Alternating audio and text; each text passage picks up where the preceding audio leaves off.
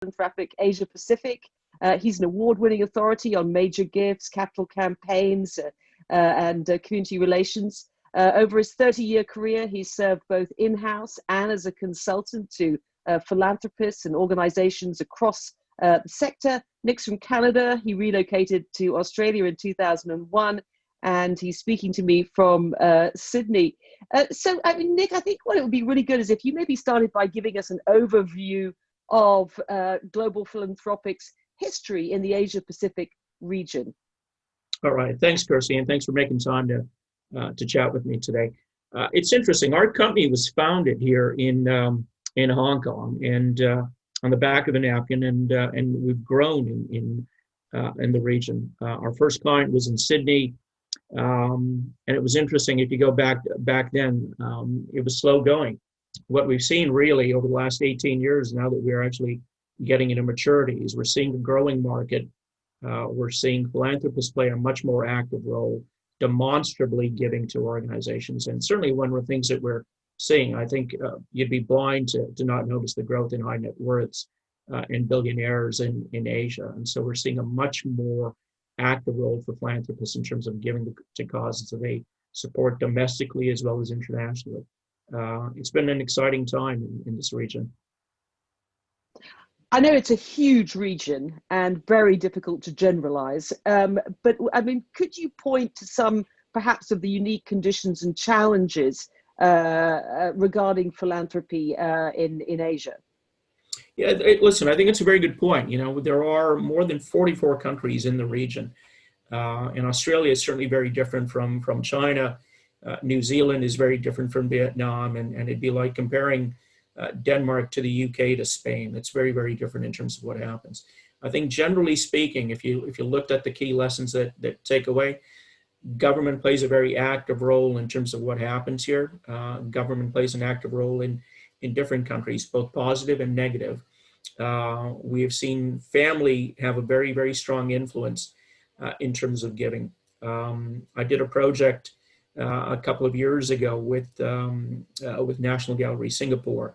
And when we looked at the reasons why people give and the motivation behind giving, the connection to family and their history of giving as a family to a particular cause, I think certainly played through. And the reason why, as philanthropists, they give played a very important reason, again, connecting to family. That's very, very different than what we see in North America. It's very different sometimes to what we see in Australia as well, where the focus on the individual comes through. So I think that particular theme certainly is very important. And I think one of the things that we're seeing is a difference in generational giving.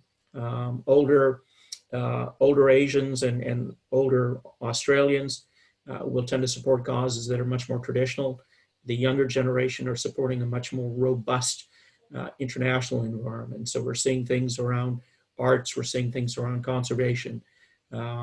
Increasingly, we're seeing things about health, and in some cases, it's connected to their parents' health. So we're seeing some really interesting changes and I guess some maturity in the market over the last half dozen years. What about the political framework? I mean, you know, again, huge region and so on, but what role do government and policy play in philanthropy across Asia Pacific? It's a really good question. I think, you know, government across every region will play an impact. I think one of the things that we do need to understand here, and it goes back to your last question, is the fact that there are differences across the region. There are some countries where the government's playing a very positive role. Singapore is a good example. You know, their tax incentives are very, very strong. And we've been trying to encourage that kind of tax incentivization in Australia as well to match the Singaporeans. Their introduction of a 3-to-1 matching program for education played a huge role in the growth of support for clients like National University of Singapore and National Technological University. So we're seeing things like that where government can play a very positive role.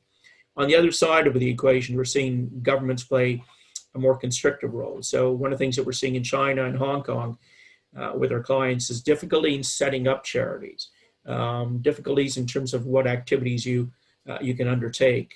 We had a client last year, a UK client, that was undertaking some activities in China And we had to sort of look at what kind of things are we doing with the university in terms of their engagement activities and whether, in fact, they would be seen to be above board without conflicting with government. And so we're seeing issues like that in terms of government involvement.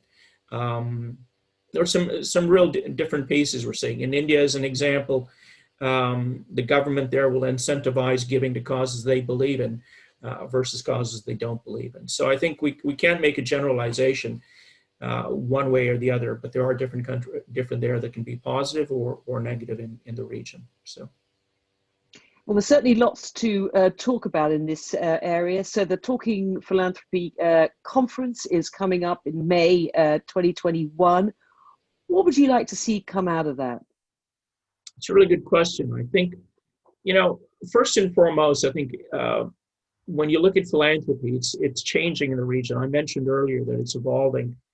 We have a maturing sector. We see people willing to give. We see much more organizations taking the sophisticated approach in terms of giving. I'd like to see two things come out of that. I think the very first is, I think we can use this to educate people.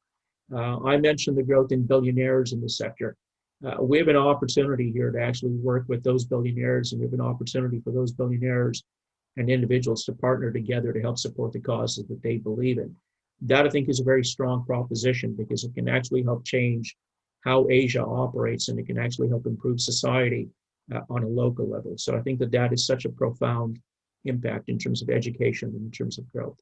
I think the other thing that we can achieve is bringing people together. I think if we, as an organization, focus on our mission of convening philanthropists and convening philanthropy, if we can bring those organizations looking to make a difference to their local community together with the philanthropists who believe in particular causes, then we're achieving something, because success in philanthropy is all about partnership. It's about partnership between philanthropists who believe and are passionate about their causes and the organizations who see the need and challenges that need to happen and want to make a difference. If we can bring those two together, I think we're doing something good. And just finally, what do you think the impact of COVID-19 will be on giving generally? Are people going to give more because the challenges are so great now? I think people could give more. I think, COVID-19 is not going to be the same for everyone. But I think one of the things that we did see after the last GFC is that we did have individuals step up to give during the GFC because they thought others would not give. A couple of years later, we did see a slight drop off.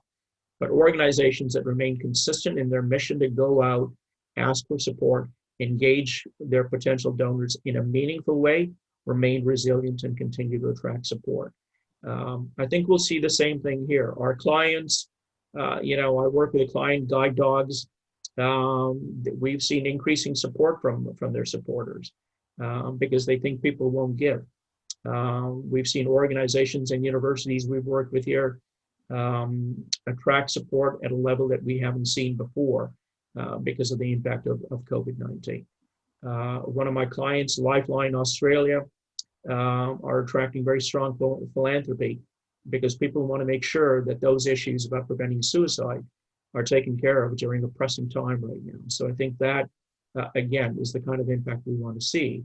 And I think people will continue to give for things that they believe in. We just need to give them the opportunity. Nick Jaffer, thank you very much.